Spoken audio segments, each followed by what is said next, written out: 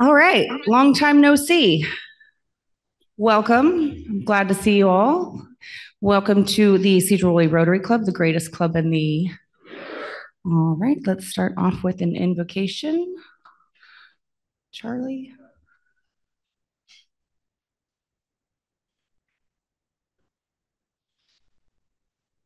All right, hopefully you're all in the right space now mentally. Creator and sustainer of all that is or will ever be, accept our thanks for this day and all its blessings. We ask that you guide and direct our club, its leaders, and in our actions. Grant that each of us may feel our responsibility to Rotary, to our community, to our country, and indeed to all countries and peoples. Bless our fellowship today and bless this food to the nourishment of our bodies in your service. Amen. Amen. Pledge allegiance. I pledge allegiance to the flag of the United States of America and to the republic for which it stands, one nation under God, indivisible, with liberty and justice for all. The four-way test. Is it the truth? Is it fair to all concerned? Will it build goodwill and better friendships? Will it be beneficial to all concerned? And back to Charlie for our song. Why not take me out to the ball game one more time? And be careful, there may be some trivia coming later on at some point, maybe not today, you never know. All right. Take me out to the ball game. Take me out with the crowd. Buy me some peanuts and Cracker Jacks. I don't care if I ever get back. Let me root for the Mariners. If they don't win, it's a shame. For it's 1, 2, 3 strikes, you're out at the old ball game. Thank you. All righty. Do we have any visiting Rotarians today? How about guests of Rotarians? I know we have at least one guest.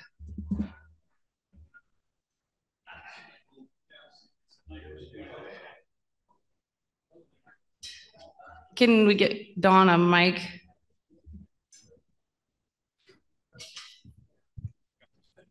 We have Matt Baxter. Hi, Matt.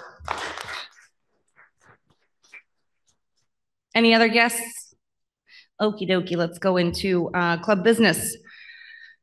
I decided to use this number because it seems a little more intimidating. We only have 9 weeks until the auction. That's not a lot of weeks. So make sure that you're getting your auction items in. If you haven't already talked to your monthly team, make sure that you have that squared away to find out what it is that you're doing. I don't know if we have procurement slips out, but we can get some. Turn in your silent auction items. Remember, every Rotarian is a member of the auction committee. Our next meeting is March 14th, I believe. March 14th. Talk to Ruth. She can get the Zoom link for you. Let's see. Becky has been working really hard on procuring live auction items. So thank you, Becky. That's huge. Let's see. Do we have any other announcements for the auction right now? Okie dokie. This Saturday is the Rotary Learning Lessons, Rotary Learning session at Sean O'Donnell's. It used to be the 2-day leadership event, but they condensed it into 1 day. So I think that there's still time to register if you want to attend that. I know that there was one in Canada that was really well received. So if you want to learn more about Rotary and the leadership opportunities, that is this Saturday in LaConner. Well, I guess Mount Vernon. So yes, you can find the information on the district website to register. So Danny says, buy your tickets for the auction. Oh yes, buy your tickets to the auction.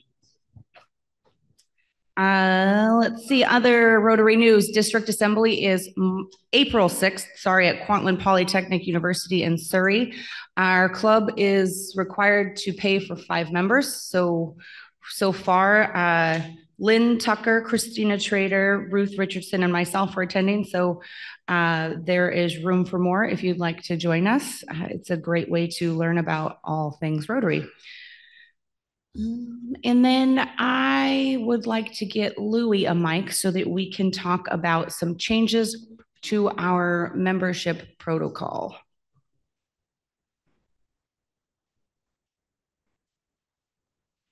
Thanks, Sam. Okay, one of the things that the membership committee has been working on, and Sheena and Chris and Chuck and Dan and a few of us that are on that committee have decided that we were going to come up with a new process of new membership, bringing in new members. And to put it simple, if you're going to sponsor someone, we're going to have a meeting with the sponsor first, the membership committee is. And we're going to make sure that the sponsor understands who they're bringing in, basically the service above self type people. The other thing that we're doing is, and it'll be online, Sheena's going to put it online, is all the new membership procedures for bringing in a new member. Now, this required a change to the bylaws also. And I think it's Article 15 of the bylaws. And there's some changes that were made to that section to coincide with this new procedure. So if there's any questions after you get the email or the information, why just talk to any one of us on the membership committee. We can tell you what the motive is. Actually, I got to thinking about it, and Dan probably remembers this, and others that have been in a long time, Daryl and a few others. It actually, the sponsor was the one that actually did well, I guess you'd call it the vetting of the new member. Because I can remember John Ward and Hugh Ridgway took me in a booth in their Old Liberty, and they went through the whole process with me. So it was the sponsor. That was before we had an actual membership committee. So that's it. All right, thank you, Louie. So we'll have the proposed changes to the bylaws out to you to vote on. I believe we need to have 10 days. Is that correct, Sheena? So not next week, but the week after. They're pretty simple. The board approved them to suggest to the membership. So we will circle back on that in 2 weeks. Do we have any other announcements?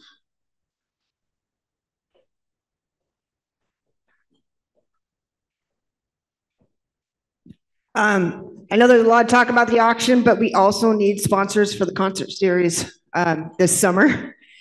Usually we have our sponsors set by now, and we are picking bands, which all the bands book out by the end of March for their performances over the summer. So it's really important that we get that process started. I want to thank the committee members that are on the team who are taking part in all the process. So thank you. And then thank you to everybody that sponsored so far. We're still about $3 to $4 grand from covering the cost of the show. So if you can't sponsor, take one of these little flyers that I put on the table, go out and, around town. There's a lot of new businesses around town. They might be interested in getting their name out there and becoming a sponsor. So, and yeah, please spread the word.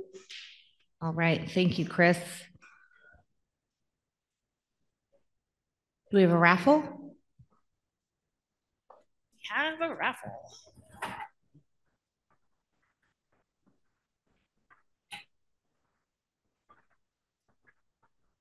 Number 12. Number 12.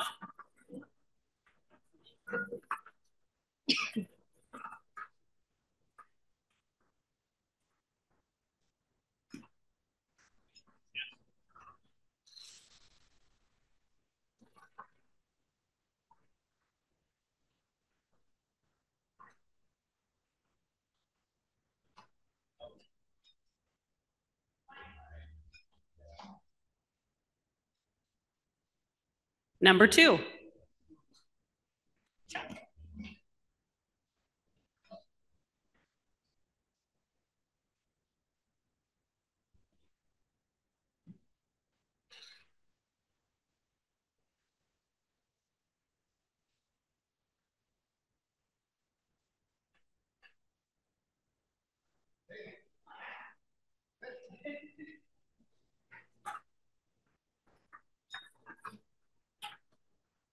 34.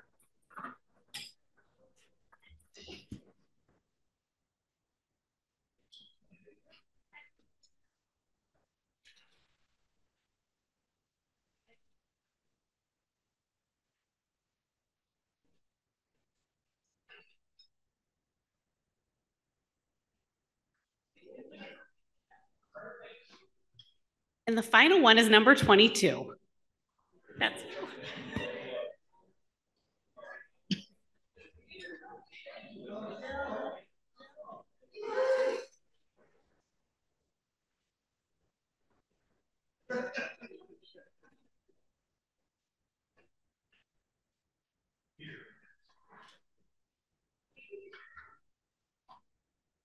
All right. Sergeant of Arms and Happy Bucks.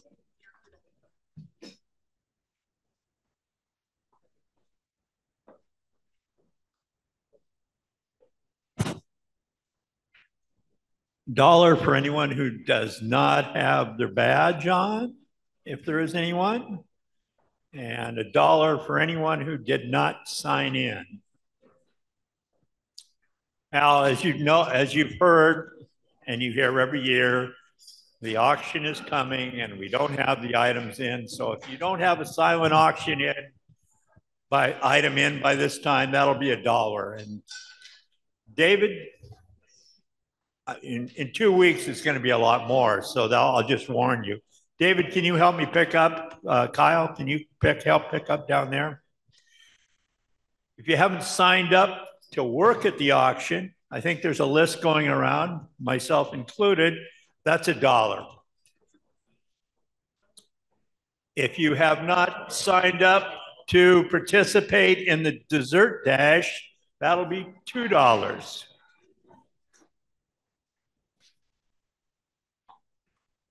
And remember, these prices will probably go up in a couple of weeks.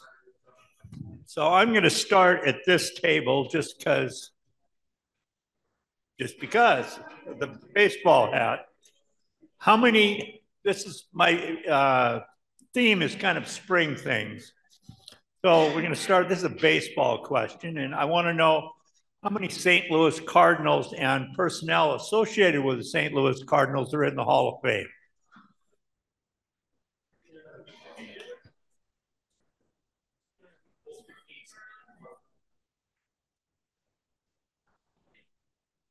$37. So that'll be a couple bucks each. $2. Okay, daylight savings time's coming up this weekend. What year did it start?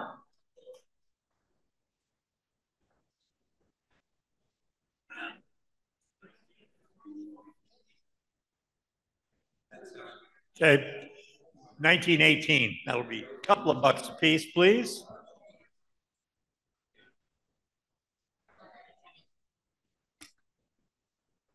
And over here, it is. What year did the Tulip Festival start?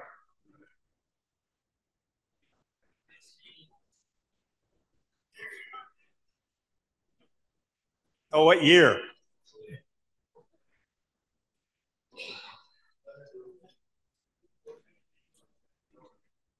Is that good enough?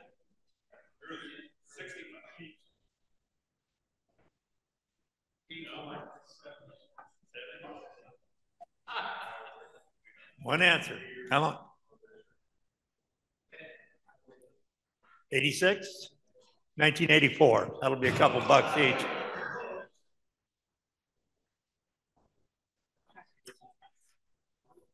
For you guys, how much within 10% is spent on candy for Easter? How much money is spent in America on candy for Easter? $3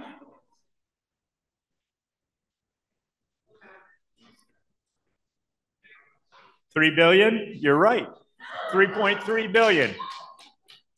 So I'll give you another one then, just see how smart you are. What is the most common flower in the state of Washington?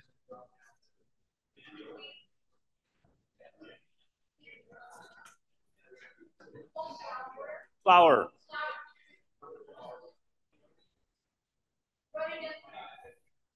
A petunia. That'll $2. And what is it? Oh, okay. This is for the table and the people online. Let's see, which one? I've got extras here. What's the average rainfall within a quarter of an inch for May, the month of our auction? Sedro Woolley. The average rainfall within a quarter of an inch for May.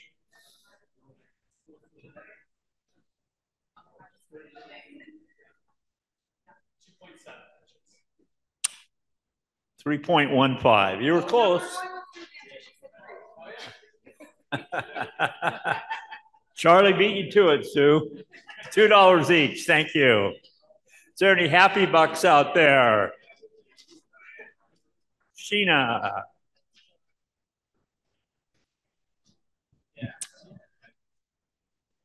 Due to completely foreseen and mostly preventable but completely ignored circumstances, I've had the opportunity to bounce around ERs and hospitals. You guys get fined $1 over there for all talking while Sheena's doing a happy buck. So I've been bouncing around ERs and hospitals and care facilities with my mother-in-law, and the time we spent at United General has been like really amazing. I'm just really happy and impressed with the facility in general and the level of care we received, and just from check-in to check-out, it's been really amazing. So I just value that facility and hope I don't have to go there anymore. Other happy bucks? Bill, are you talking? You have the happy bucks there?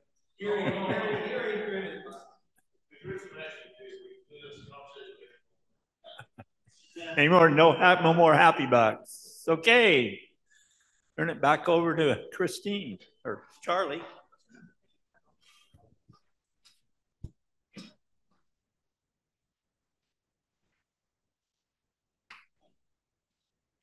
All right, we're going to go straight into the program now. So this is your opportunity if you need to step out to do so, and otherwise, it's going to be a great program. So a very short introduction. Rotarian Samantha Sormont from Sedro Woolley School District and Jill Sprouce from United General District 304.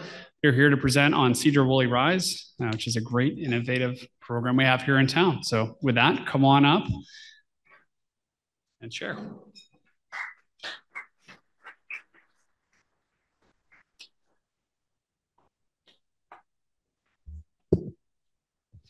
We're going to see if this works. Okay, so what is RISE? RISE is a coalition, which is a volunteer organization here in Sedro Woolley that's dedicated to improving the health and wellness of youth in our community by specifically focusing on preventing youth substance use. Our membership is comprised of youth, parents, law enforcement, civic groups, business owners, healthcare professionals, school and local government. And we are a partnership between the Sedro Woolley School District and United General District 304. We have state funding from the Healthcare Authority that we receive through Sedro Woolley School District, and we receive federal drug-free communities grant money that goes through United General District 304.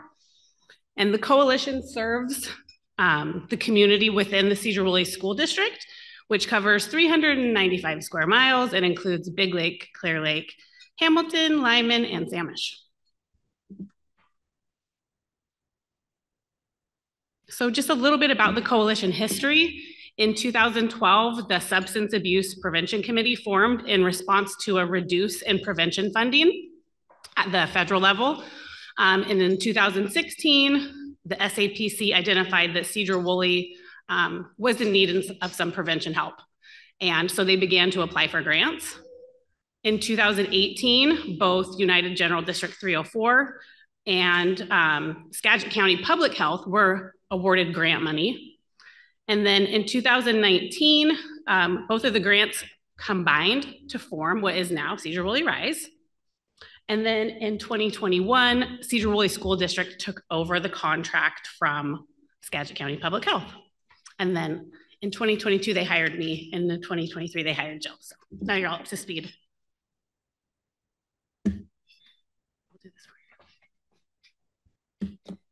So one of the wonderful things about our work is that we work really to focus on youth substance use prevention. And that can seem like a kind of vague thing. And luckily, there is some science and some research that we can rely on to make sure that the work that we're doing is effective.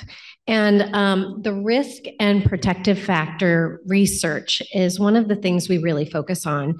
And risk factors for youth increase their likelihood of using substances, and then the protective factors decrease that risk and improve the possibility of healthy outcomes. So when we look at this slide that looks at risk factors, I want you to just look at this and think about the things as a community that we can influence.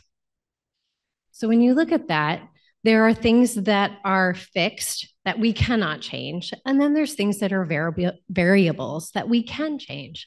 So does anybody see anything on this list that's something our community can influence? Yeah?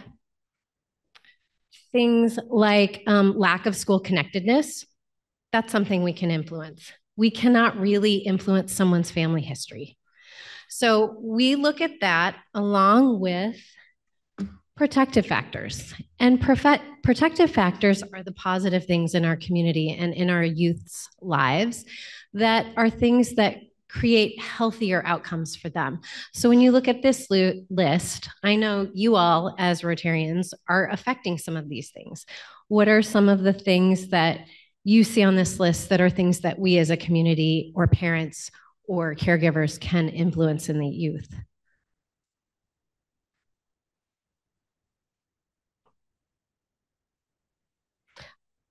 I wasn't given permission to ask you questions, but I just can't help it. So when I look at opportunities for community involvement, I mean, you guys were talking about your concert series, right? That's a community involvement, and that's an event that makes youth feel connected to their neighborhood and their community, and that's a protective factor. Also, things like positive school culture and community engagement. And we're going to talk more about healthy norms because that's one of Sam's and I's favorite things to talk about. So we focus on the things that we can change.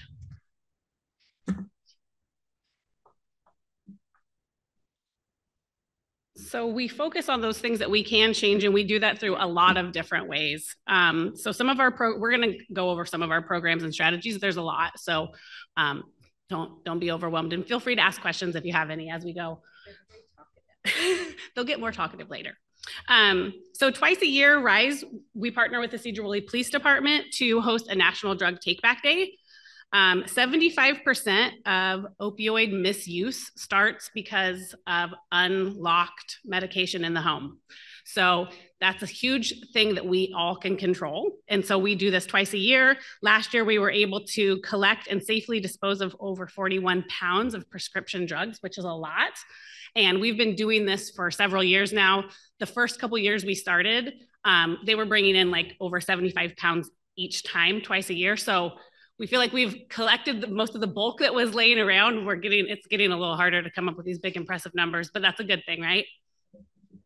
And we heavily compete with the Burlington Coalition, and we've been smoking them so far. So we would like to keep that up, and Mount Vernon beats us every time. We don't even try to play with them, but we like to keep beating Burlington if we could, because we're competitive just a little bit.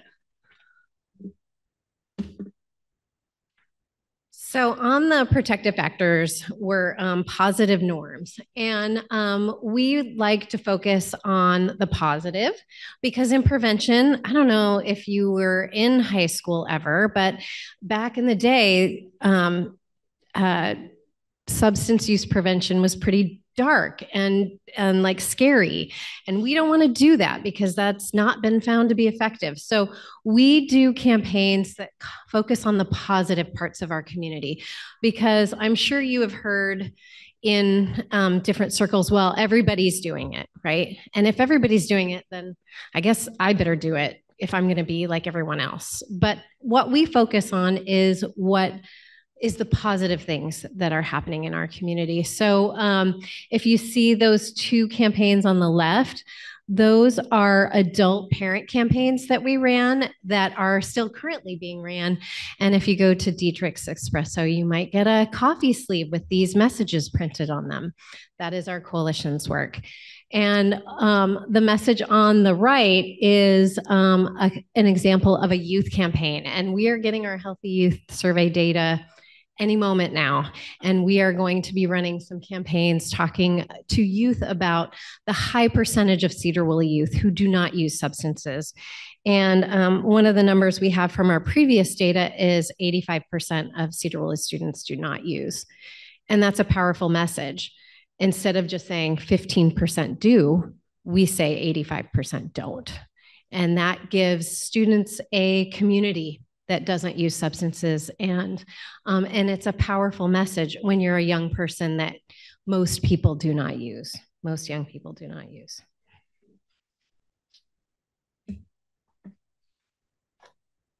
So one of the other things that we started this year was Sources of Strength, and that is a mental health promotion program that we're running through Cascade Middle School right now.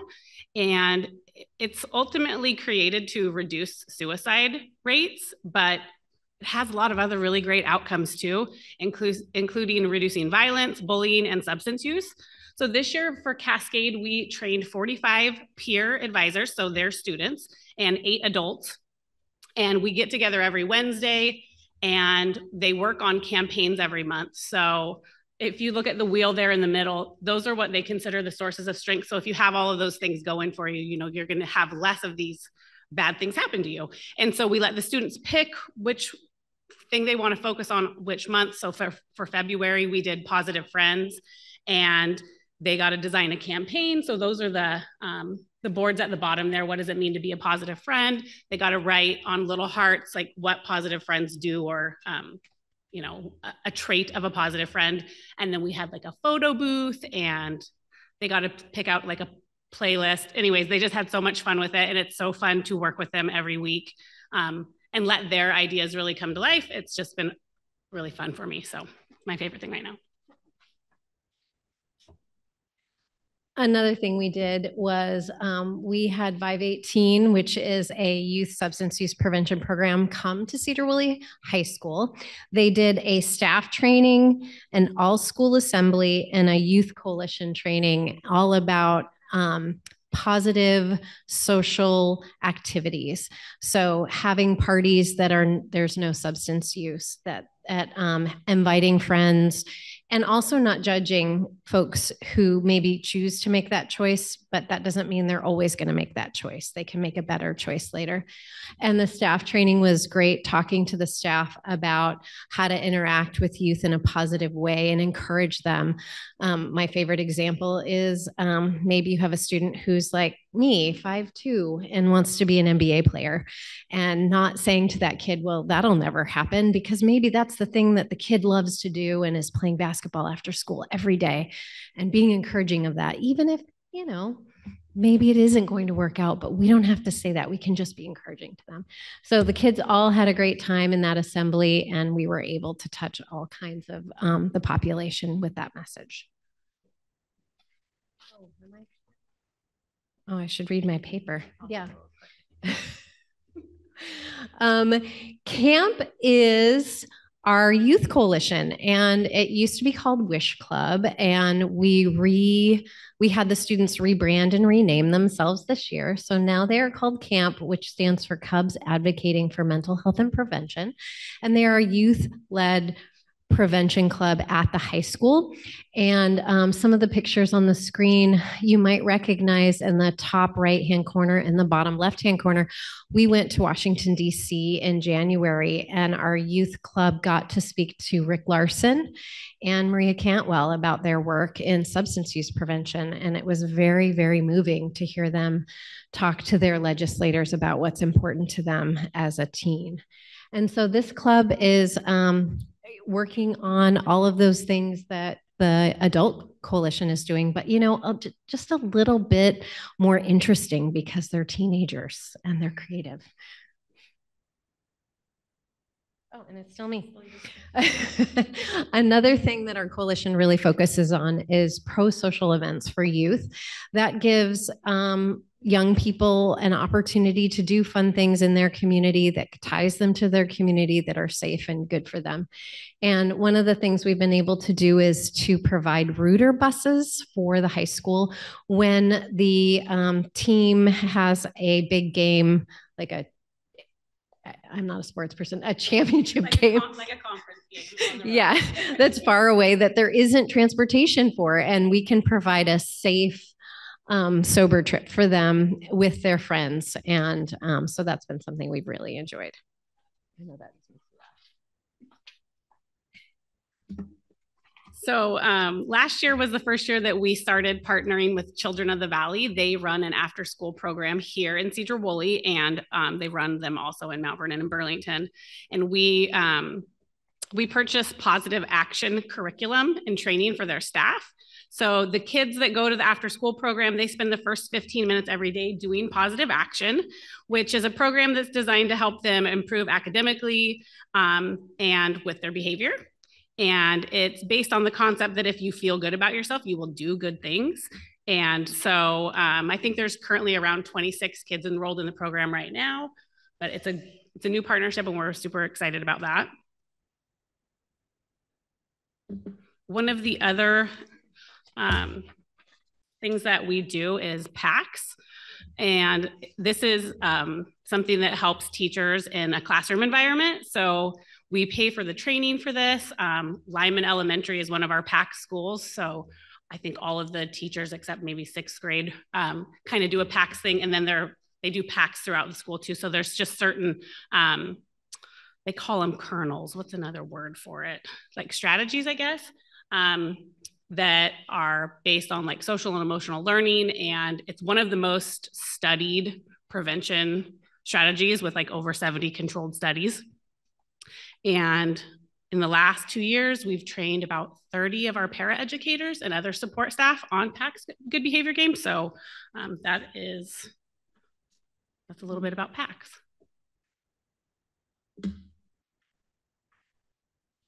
One thing that Sam and I really try to do is to find out what our coalition members really are passionate about and want to do. And one of the things that they like to do is community involvement.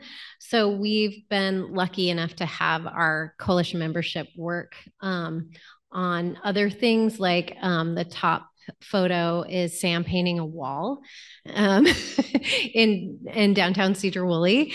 And we also did, some of our members volunteer for the trails, and we do presentations. And also the board in the center that says "Why I Heart My School" was the back to school event. And we had students write on little Post-it notes what they loved about their school and what they loved about their community. And really, it was like the sweetest thing ever. And we sent pictures and sent it to their teachers, because guess what they loved the most about their school? Their teachers. Yeah.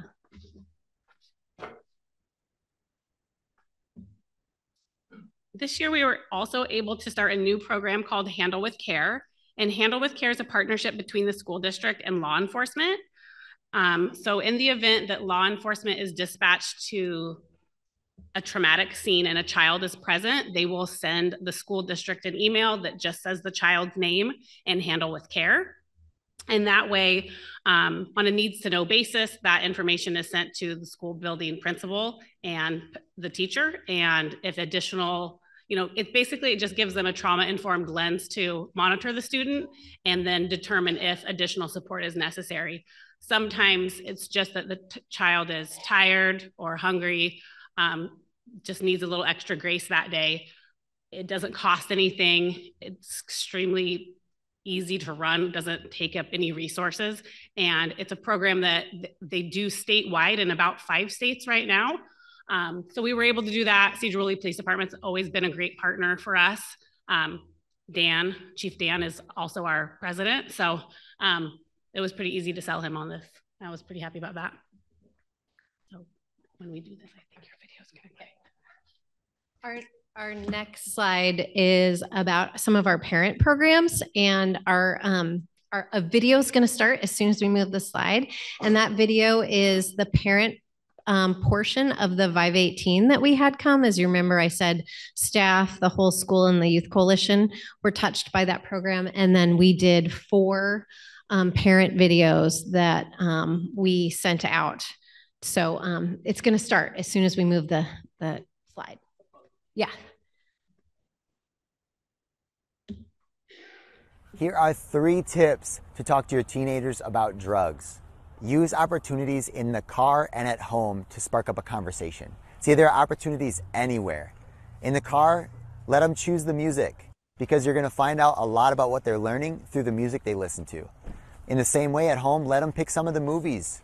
This is going to help you spark up conversation around the topic, because substance use is so prevalent on music and on movies. The second one is to be curious about everything. Ask a ton of questions. We should be listening more than we're talking. And I know as adults, that's really hard for us because we can see students making the same mistakes we did. So the last tip is to not lecture. In fact, be someone that they feel comfortable talking to, because you react in a lighthearted way or you ask permission on how you can help them. It's not that you need their permission to ask for help or you need their permission to tell them anything, but it will increase their buy-in in listening to you if you ask first. And as a last note, no matter what they tell you, stay calm and curious. Because if they feel comfortable coming to you in times of crisis, they're more likely to tell you things and keep you updated about their life. And that's when you can make a difference. And if you need to set boundaries, do that. That's your role. You have every right to, but stay calm and curious. So that's an example of one of the videos that we sent out for parents. As we try to do parent training and parent education, we recognize that parents are really busy and can't always drop everything and come to a presentation. So that was a strategy we implemented this year. And then we've also, those 2 other photos on the screen are 2 separate presentations we did that on communication with your student or with your young person about drugs and alcohol, and then information around vaping and cannabis in the science of the brain and youth use. So those are 3 different strategies we've used to help adults and caregivers with their youth in their lives.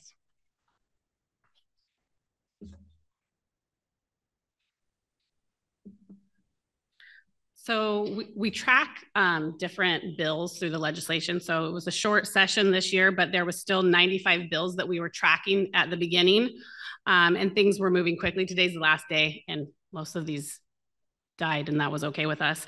But it's important for our coalition and really our community members to know about these things that are going to have a potential impact on health and wellness of kids in our community. Some bills are fairly easy to figure out if they're going to be good or bad for public health. Other ones are not so easy to decipher. So I had a list of 3 different bills up here. The first one, House Bill 1650. It prevents local governments from establishing its own guidelines on cannabis retailers. So it's essentially like a preemption bill. And so you wouldn't be able to say, no, we have plenty of cannabis retailers in Sedro Woolley. The state would say, no, you can't do that. And so this was a terrible bill and it died. So we were glad about that. The other one, Senate Bill 6271, it was one about modifying the excise tax depending on the THC concentration. It's a good theory. It's complicated. It didn't make it. And then the other one, Senate Bill 6118, it looks on the surface like a good bill, which is why these are sometimes tricky. But when you started to dig, you could see that it was sponsored by Altria, which is the parent company of Philip Morris. And it was really just trying to eliminate all these small vapor companies so that the new generation of big tobacco could take over. And so we were happy to see that it did not make it either. And then finally, how do we measure results? You know, even though all of the programs and strategies we use are evidence-based and known to be effective, we still need to measure the effectiveness of the programs that we're doing in our own area. And we're lucky because Washington has a variety of different good data sources for us. So here are a couple of them on the screen here that we use. The Healthy Youth Survey is the one that we're most excited about right now. It's only done every 2 years, and it's done to, it's surveyed 6th, 8th, 10th, and 12th graders. The last time we did it was like during COVID, and so the data was not that great. It was to be expected, but the mental health numbers were really bad, and the substance use numbers were really low. So that's because they were at home. They were lonely and they weren't using any substances, but we would like to know what they really are. So we're excited for this. We should be getting the result on that next week. And then again, this will help us inform the prevention work that we do, because if you are running all these programs, like let's say on cannabis, and we get the results back and that's not what the big problem is, then we need to change it up. So that is why data is so important. That's a lot of information. You guys are probably tired. I'm tired. So if you're interested in this, if this is something that you think is cool and you want to know more about, we meet the second Tuesday of every month at the Sedro Woolley High School Library from 3 to 4:30. We often have wonderful guest speakers, or we do like community-wide trainings and stuff like that. Everybody's welcome. You don't have to pay. It's a pretty good gig considering, you know, some clubs in town do have fees and whatnot. There's our contact info, our website, our social media pages. That's it.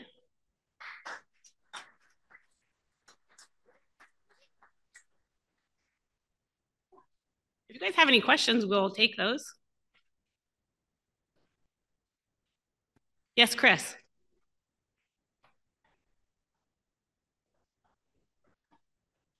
So we are double funded. We're funded through the Healthcare Authority. They provide the funding for my position and about half of our programs. And then Jill is funded through the Federal Drug-Free Communities. And that funds her and about half of the other programs. Yes. You may have said this already, but how do you measure your performance, your impact? How do you publicize, you know, other than, you know, 50 pounds of drugs, which I'd hope someday you can find 0, but yeah.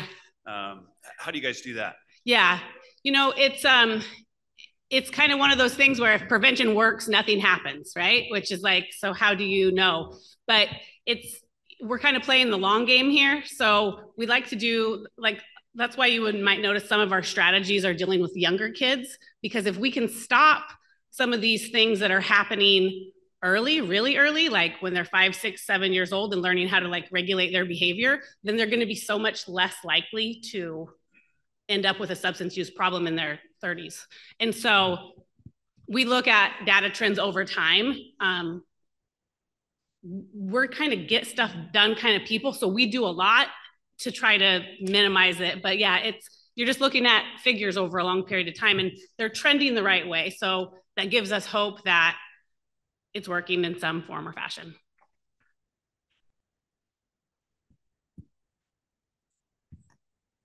On one of your slides up there where you had the students that don't want to hang out with those that drink alcohol, the term that was used for those kind of students, what does that term actually mean? That was a sample from like a school district in another state. And so that was the name of their school. So that was just that's why it said like, I don't know, the name of their school. Students would rather not. So we're just borrowing that idea because when we get this healthy youth survey data, we're going to do a campaign that we let the students pick, and it's going to be something like that. So that was just an example. Okay, thank you guys. Okay, so before you guys go away, I know that you've been waiting probably your whole membership for this. So, well, that's for both of you. So you guys can create your next initiatives with the world famous Sedro Woolley Rotary pins.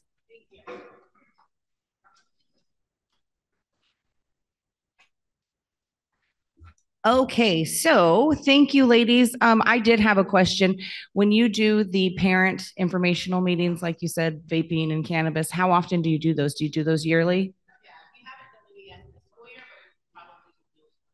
Okay, so yearly one is coming. Stay tuned. All right. So thank you, Matt, for joining us today. Thank you, Jill, for joining us in the presentation. That was great. Take a look in your email for the bylaws changes that we will be voting on soon. And it's been a while, so I'm just gonna need a couple moments of your guys' time because I've got a joke that made me laugh really hard. So I hope you guys enjoyed as much as I did. So there's this farm, and there's a cow, a chicken, and a horse, and the three of them are best friends. They do everything together. One day, they were sitting at the window of the farmer, and their son was watching MTV. And they're watching it, and they hear the music, and the horse is like, whoa, you know what? I want to learn how to do that. So the horse calls up Guitar Center and says to the guy on the phone, hey, man, I want to learn how to play the guitar. The guy on the phone says, no problem, come on down. Well, there might be a problem. I'm a horse. The guy says, it's not a problem. We'll get some attachments. I'm going to teach you to play the guitar, promise. So the horse turns out to be a natural. He gets really good. He calls over cow and chicken and he's like, look what I can do. And he jams out like Jimi Hendrix. And the cow says, holy crap, that's awesome. I want to learn to do something like that too. What's that like? And the horse says, bass, learn to play the bass. So the cow calls up Guitar Center and she says, hey, listen, I want to learn to play the bass guitar. And the guy on the phone says, no problem, miss, come on down. She says it might be a problem. I'm a cow. No problem, the guy at Guitar Center says. I helped a horse recently. I can teach you to play too, promise. So the cow learns to play the bass, and the cow is amazing. So cow and horse are jamming out, and the chicken gets a little jealous. Dang, I want to learn to do something like that too, but not that. The horse says, well, we need a drummer. So chicken calls up Guitar Center and says, hey, listen, I want to learn to play the drums. The guy on the set phone says, no problem, come on down. And he says, there might be a problem. I'm a chicken. Again, the guy at Guitar Center says, ain't no thing. I taught a horse how to play the guitar and a cow how to play the bass. I can teach you the drums. So the chicken learns the drums, and he is freaking amazing. So cow, horse, and chicken all start having jam sessions whenever the farmer's out. One day they're playing, and a big record agent is driving down the road and hears them. And he stops, and he's like, what the heck? That sounds amazing. You guys, we're going to go to New York. You guys are so awesome. I want to represent you. We're going to make some music. You guys are going to be huge. So cow and chicken and horse take this guy's deal. They move to the city. They cut albums. They're real big, top 10 platinum albums, the works, Grammys. They get set for their first world tour, but there's a problem. Horse gets a phone call. His mom is really sick. Cow and chicken, super cool. They're like, horse, go see your mom. We'll delay the show a couple of days. So you'll fly back home, spend some time with her, and then we'll jump on a plane and we'll get this show started. Horse says, thanks, guys. You're the best. And he takes off. A couple of days later, Horse's mom, just fine. Turned out to be a really bad cold. And he spends another night there. The following morning, he gets a call. It's his agent. Cow and chicken's plane went down. They died in the crash. The band is done. He's lost his best friends. And the horse, this breaks him. He's so upset. He's been through so much with them. He's really down in the dumps. So he takes a walk. And while he's on that walk, he just can't shake the blues. So he figures to himself, all right, just one drink, just to get it over with. So a horse walks into a bar, and the bartender looks at him and says, why the long face?